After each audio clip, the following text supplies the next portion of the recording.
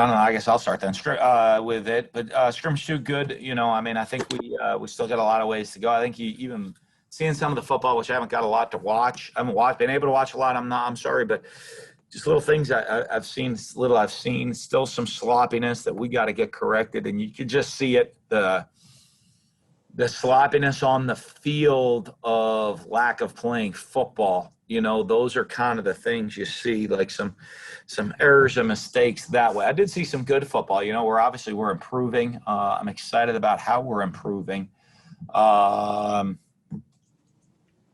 That way, I mean, obviously you'd like to be further along a little bit as a whole with some of the sloppy little mistakes right now.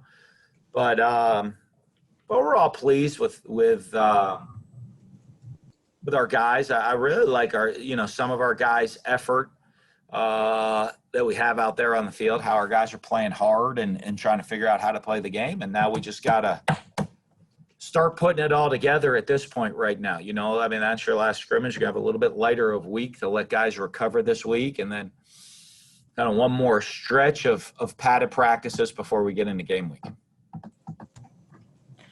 Mark Long, you want to lead off?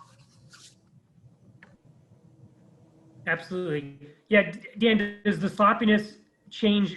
I know you said that was your last scrimmage, but does it change maybe your approach the next 2 weeks? Like maybe you go a little bit harder or maybe a little bit more to try to get these guys to that next level? No, we only have 25 practices we're allowed anyway, and I got to keep the guys healthy and safe. That's obviously a big priority of mine.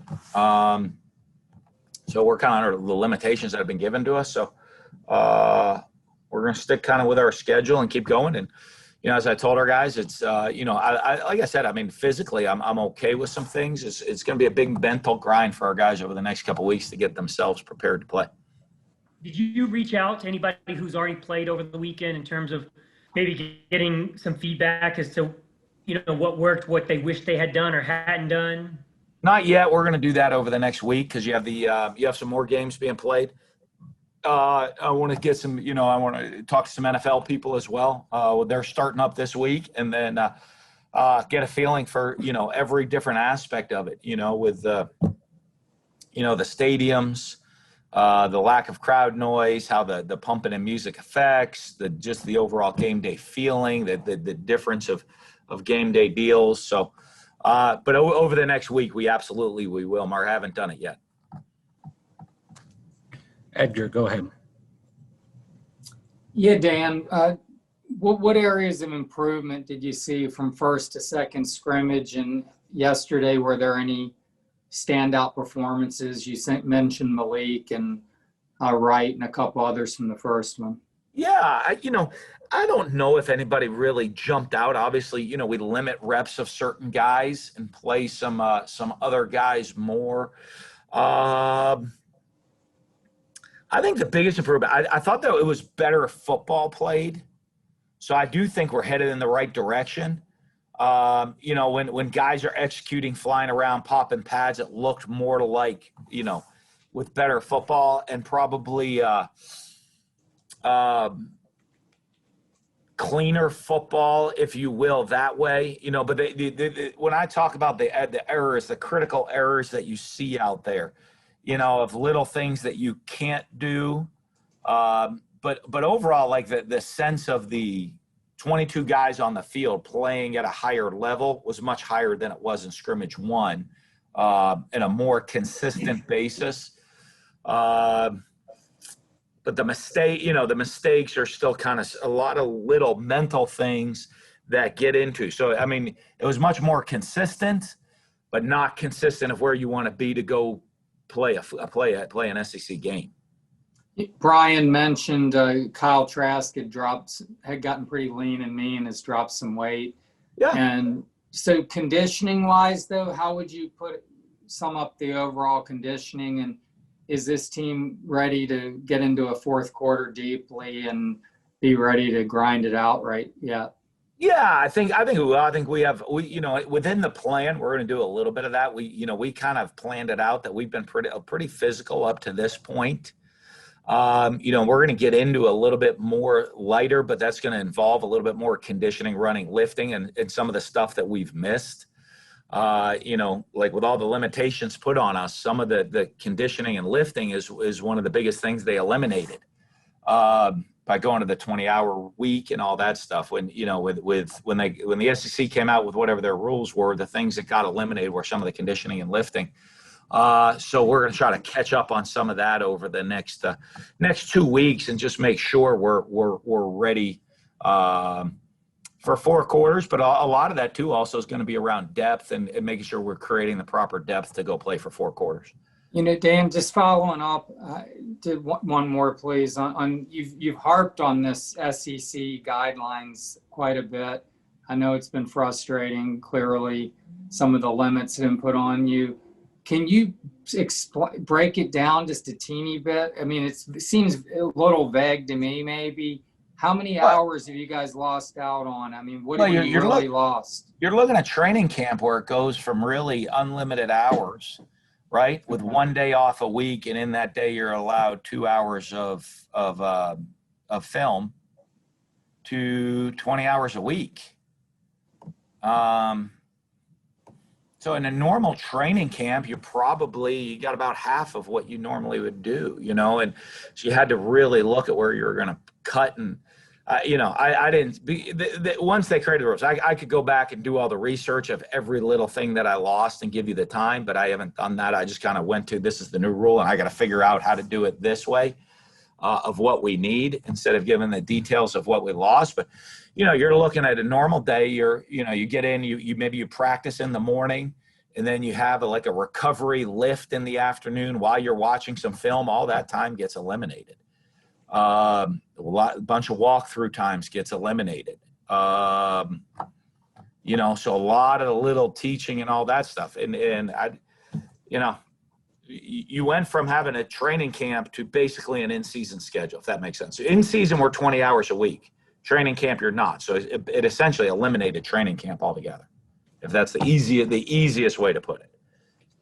Thanks, Dan. Buddy, go ahead.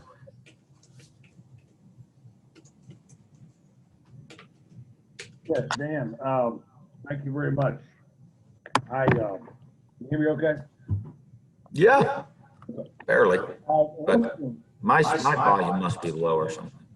what's the weirdest thing that's happened in this 3 years so far years ago? What was that? I'm sorry. What was the weirdest thing here? What was the weirdest thing that happened to you so far in this year, this weird year as a coach? Not working.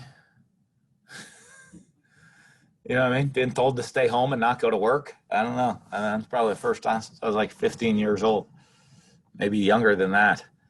That's like, hey, stay at home and figure out how to work from home and not get up and go to work in the morning.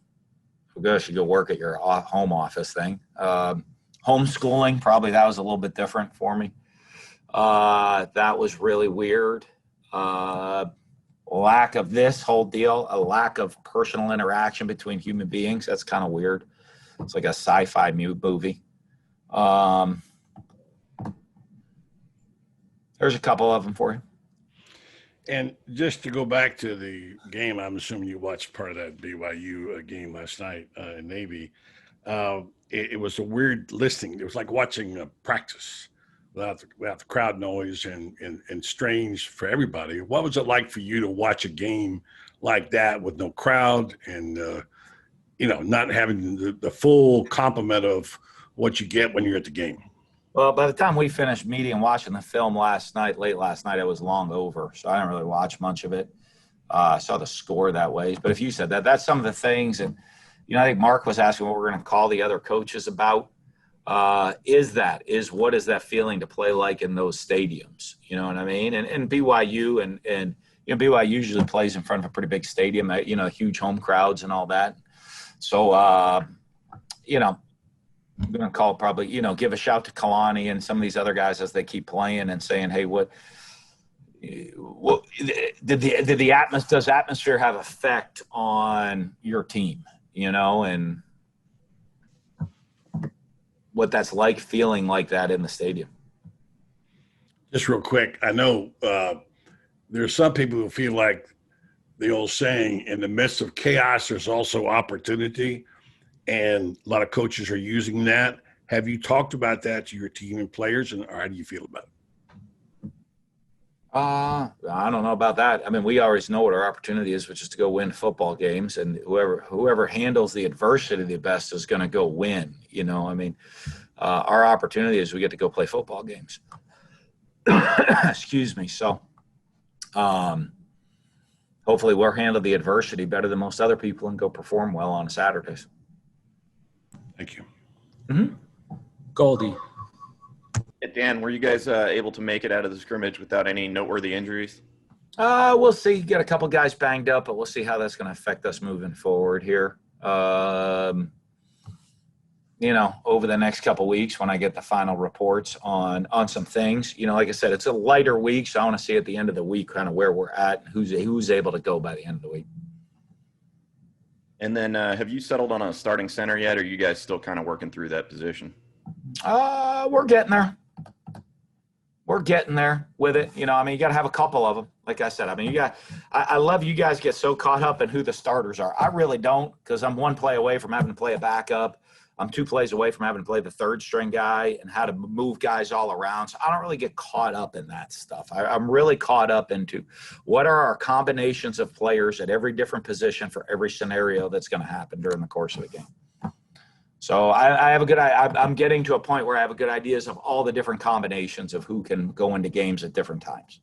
But it's not really based on who starts. Demetrius.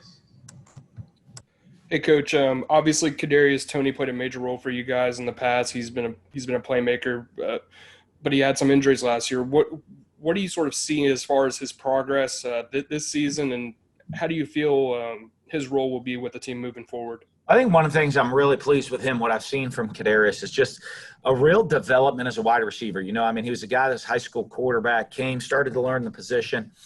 I think he, you know, and you look, everybody knows he's a playmaker, and he's a great playmaker with the ball in his hands. But I think he's taken such a huge step forward in becoming a wide receiver now. You know, not just kind of a get-it-to guy, which he'll still continue to be a get-it-to guy for us.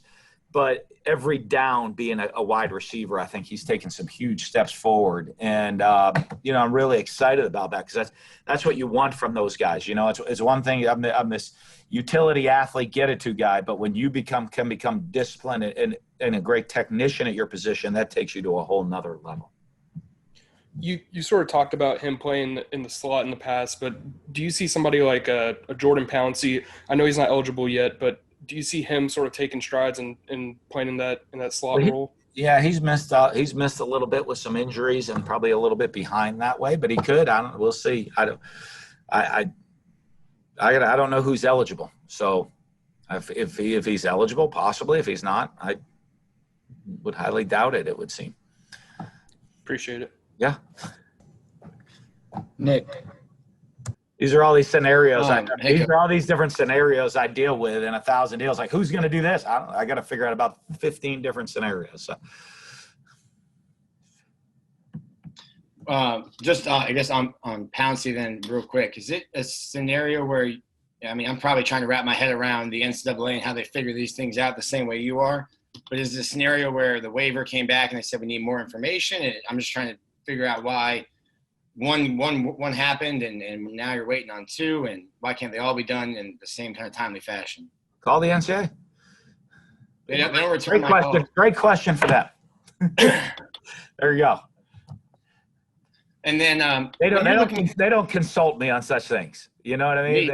They have their deal. Like I'm talking about our team right now. You know, I mean, that's a great. I mean, I love it. I think that is a great question. I think you should call, and I encourage you to call up there and see what they say.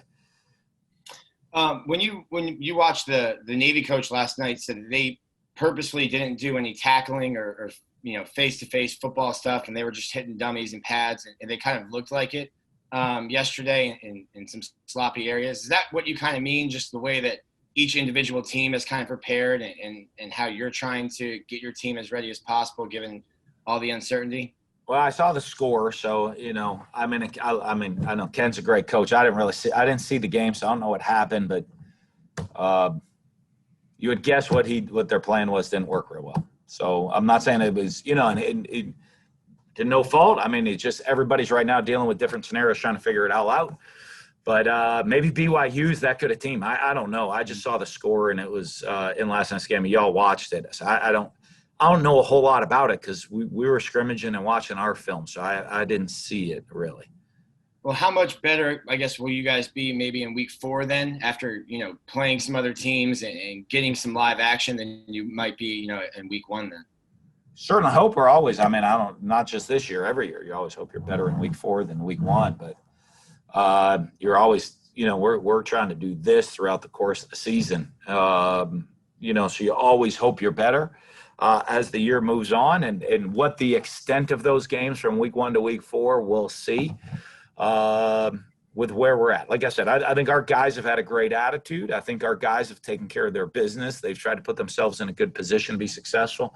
I think for the most part, we've worked hard. I think probably some guys are ahead of others. I'm not going to say if nothing happened, we wouldn't be further along. We would be. That's going to be quite obvious. But we've also only gone against each other. So we'll see when we go line it up against somebody else, how it looks and what we do. And we'll find that out here in a couple of weeks, about 2.5 weeks. Brendan. I'm not trying to be evasive about just, you know what I mean? It's so uncertain and where we're at with that stuff. Coach, last year you guys were a pretty pass-heavy team by the end of the year. Do you still see your team right now as a pretty pass-heavy team to start the season?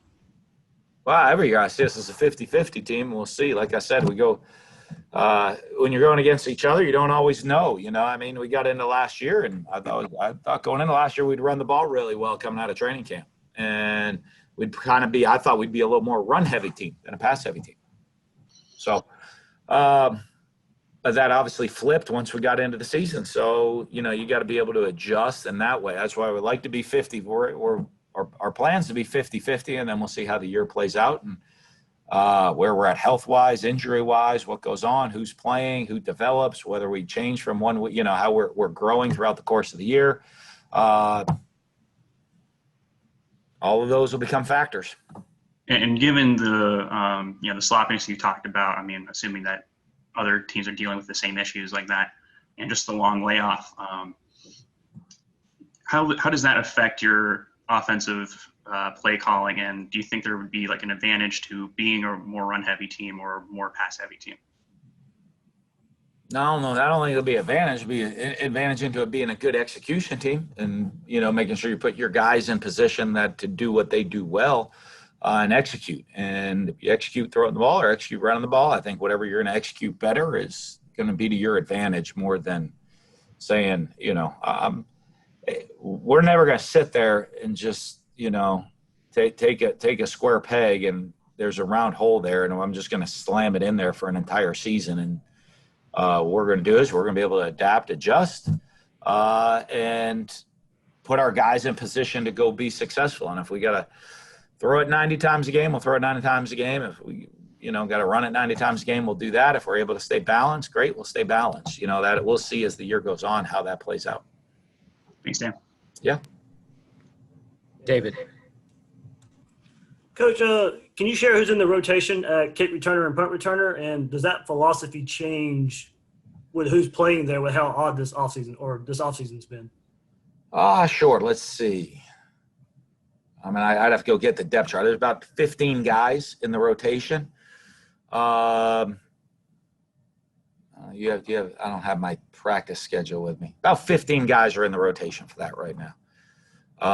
So a lot of running backs, receivers, some DBs, but I don't know. Do you have anything? You have even the list of the guys on our team? I can get it to you, but probably 15 of them are. Okay. And you got versatility all over the field, both sides of the ball. Piron last year in the passing game, offensive line, defenders as well. Is that a product of how the game is evolving, and do you target that through recruiting? Yeah, well, I mean, recruiting, want to go out, try to get the best players we can, and that fit the profile. Obviously, Florida's a pretty unique school with the academic profile that we have here, being one of the top 10 academic schools in the country, highest ranked SEC academic school. So in recruiting terms, right there, you are recruiting and getting the players that fit the Gator standard, what it is, both so you're looking for not just the best players in the country, but also the top students and people that want to get a premier education as well. Then our job and our flexibility. I mean, when you talk about matchups and creating mismatches on the field, that's why I think our guys have so much success in the NFL. Look at Van Jefferson. I was reading some of his quotes yesterday. All our receivers, we have 4 receivers signed NFL contracts off of last year's team. And it just shows, we run a pro-style offense. And, so I think the ability to adapt, to create different matchups out there on the field of what we do, and by using utility players at different spots, those guys are able to go on to the next level and have so much success. Which is, but that's just the style we run. Not everybody runs the same offense. We run an NFL offense. So that's why I think our guys, it's easy to adapt. And that's why we do like to have guys that are kind of mismatch multiple players around the field that can do multiple things. Thank you, Coach. Yeah. Robbie. Hey, Dan, how is the defensive line coming along? And has anybody emerged as a leader up front? Yeah, they're coming nicely. I'm really pleased with the young guys, the young freshmen that are in this class. You just look at some of those guys and their ability level I'm really excited about. Obviously, there's a learning curve, and, some of them missed some time. Obviously, we missed time with everything that we had and missing spring, and then a couple bumps and bruises here or there to miss a practice or two. But when you're a young guy and your time's limited, those become bigger issues.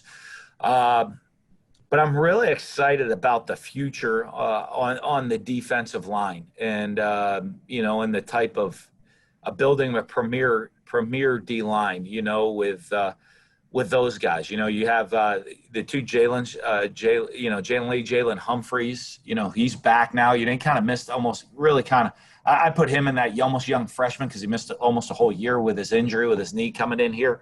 That he's coming along. Javon's doing a really good job learning the game, obviously big and physical in there. Antoine and Princely are doing a really good job on the edge. So, some of those newcomers on the D line, I'm really excited about how they're coming along. Thanks, Coach. Zach A. Hey, Dan, now that you're 2 scrimmages in, just what overall do you feel best about your team right now, whether it's the side of the ball, position, or just anything now that you've seen them go at it twice and everything they've been through? Well, what I'm excited about is we keep taking steps forward. I'm seeing little improvement. I'm seeing improvement from guys that we need to create depth to get through this season. Obviously, this is going to be a unique season, not just with dealing with injuries as they come along like a normal season, but you're also going to have to deal with potentially guys missing games for quarantine or other reasons. So, what I'm really pleased with is that we continue to take steps forward in creating depth across the board. And the next guy up mentality that, everything we try to do in practice and scrimmages roll. Everybody, if you guys have watched our practices before, it's not like, hey, the 1s get all the reps and then 2s get a couple reps and 3s get no reps. Everybody gets a lot of reps, and a lot of that is for these scenarios to get as many guys ready to play as possible. And that could be a huge factor this season. I can't tell you how many guys are going to have to play this year, for us. And so I am pleased after 2 scrimmages to see that you do see some young guys coming along. And we talk a lot about that. Are we making sure we're continuing to accelerate these guys? Because, you don't know when we might have to call on their number to get them into a game, or, your travel squad for week 1 and your travel squad for week 5 could be a completely different roster. And so we got to get as many guys ready as possible. For sure. Just want to ask a follow-up. You mentioned the defensive line. I want to ask about your D-line coach. You touted him up after the first signing day about what he's able to do on the recruiting trail, and obviously the last class, another great haul. He sent out a "Stay Woke" tweet the other day saying he's getting some negative recruiting against him. I don't know if you saw that, if he's expressed that to you at all. And what do you think about the job that he's done, not only in recruiting, but obviously on the field, developing those guys you mentioned? Well, I think that I don't know. I don't think we do a whole lot of negative recruiting because we have so much to sell. So I mean, like only school in America that's both top 10 in football and top 10 academics. We're the only school to say that. So I don't. I don't have to put a spin or create negative things. I mean, we're the Florida Gators. So, but David's, one of the things I think that the thing about David that's so special is not just is he a great football coach and really good recruiter, but it's the mentor and the man that he is, and what he's the effect that he's able to have on these young guys' lives beyond football. I think is really special. And I think that's one of the things. I mean, obviously, if you look at his track record and all the guys, all these, NFL superstars that he's been able to coach and develop through the years, just go look at the guys he's coached in college and add up their contracts. And it's a pretty good lump sum of money right there that these guys are getting. But not just that, but the relationships that he's been able to build with them and how he's been able to help all of these young guys grow as men, not just going on to big time NFL contracts, but grow as men. I think that's the thing that is his best trait. Thanks, Dan. Yep. We'll go Zach G, Mark, and then close with Edgar. Hey, Dan, back in spring or around signing day, you had mentioned one of your favorite kind of underrated guys in the class was cornerback Treves Johnson. So throughout camp, I was curious if he stood out to you yet, as well as we were talking about the young guys. What about the rest of the freshman cornerbacks? Yeah, I'm really excited. I think Treves playing star for us right now. With some of these young guys, that's one of the hard things. You want them to learn a lot, but you're trying to get them, like they might have to be ready to play. So you try to simplify it. And try to pick a position and leave them there so they can try to learn it and create some depth of positions. And I'll tell you what, watching the scrimmage last night, he plays hard. He's still learning what to do, still learning the techniques and in the defense as a whole. But, he really showed out to me in his effort, strength, physicality, how he tries to get to the ball, running the football, which, that's what I want to see as a coach. The rest of it we're going to teach and he's going to learn as he continues. But he has great athleticism and gave great effort, and I thought played really hard in the scrimmage last night. And you guys have mentioned when you're looking at the star position, you're putting it together, it's extremely important. You got to be versatile. You got to be able to really everything on defense. But when you look at Treves' film, especially coming out of high school, one thing he was known for is he could pretty much take a head off of a guy with the way how physical he was and in tackling. Would you say that was one of his stronger things and primarily what you look for at star with guys, as they're young, they've got to develop so many different things? Well, I think one of the things that makes him unique at that is that he has great physicality and he plays a very physical game, but he has corner cover skills. So, you got to be able to, that's the thing that makes it different. You got to be, you're really a combination of safety and corner in the combination of everything. You got to be able to tackle and be physical as a safety. And then you got to have the cover skills of a corner. So you combine that, and I guess that's why I call it the star position. But I think he's a guy, when you do watch him in high school and all the physical traits he has, he kind of fits that mold with a really physical guy that has the athleticism to be a corner. Thank you. Hey, Dan, going back to Kyle Trask, he talked to us last week about the things he was trying to improve: footwork, accuracy, and in-play progression. Are those the three things you've seen him make the most strides in? And specifically, how did he look in the scrimmage yesterday? It was okay. I don't think yesterday was his best day, but I think he has improved a lot at that, of those things. And you're always going to have little off days here and there. So I don't think, I thought he was a little crisper in scrimmage one. We gave him a little bit more work yesterday than we did in scrimmage one. As we continue to build up and get ready to go. But I have seen him. He's, his decision-making, his leadership, and we're putting a lot more on him right now, Now, the one thing, though, when you get to this, you're going to start, which is going to help him, you're going to start to simplify things, instead of going from this massive installation of hundreds and hundreds and hundreds of play calls going against every defense known to mankind. you're going to kind of get into, this is our specific game plan of how we want to attack this team. And that'll make it even easier on him and allow him even more comfort with, with a little bit smaller package going forward with the details of how we want to get to these plays, what we want to do, where we want to go with the ball. But I think he has really improved the speed of how he decides things and, just obviously, which is the big one, his knowledge of the game. Does he get any say in picking the plays for the opponent at all, what he's comfortable with? One of the things, he comes and spends extra time in game plan meetings. He wants to sit in, know when we're meeting. He wants to sit around. And I mean, as a grad student, it helps get a little bit more time on his hands. So he's always around the office, and he'll have input, just because of his experience, and he's played and he knows, he has input in what we do in the game plan. And on top of that, he has a lot of control at the line of scrimmage. He has a lot of freedom to call his own call plays and check into plays at the line of scrimmage.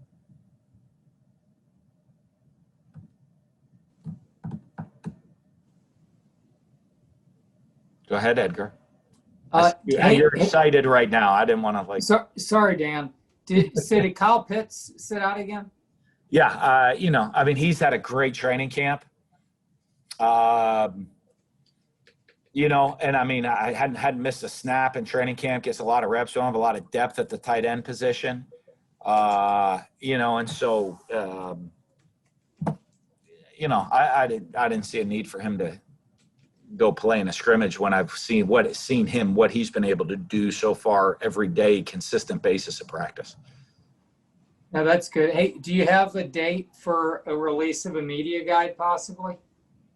We do. I don't even know. I didn't think we did media guys. I thought they eliminated them in the budgets a couple of years ago. No, you guys, we need do one. They're essential. Well, I got to go do the family picture with my wife. Then that used to be a big deal for all the families. Like the family picture in the media guide every year. They didn't do that. I have a bunch of them. Well, I can release them. I got like the 2006 and the 2008 one sitting in my office right now. No, we'll get everything game week for you. We'll have the depth chart, roster, all that stuff on game week. Game week, that's good. Hey Dan, one more. Thanks. How's Zip looking with Pitts out? Good. He's working, learning. Gamble. I thought Gamble probably did a really good job for us the last two scrimmages. Zip's doing a really good job. Still learning. A lot of the little intricacies of the route running and all of that stuff. He's a really physical guy, really athletic. Those guys are getting tons of reps. So both. Kamari and Zip. So those guys, you want to see them grow, develop, and get ready to go play for us and create that depth at that position. Thanks, Dan.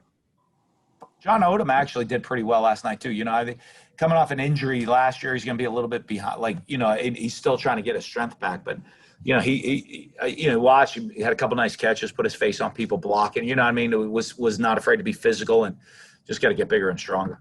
He's a big boy though. Yeah, he's got some range catching the ball. Is that it? We good?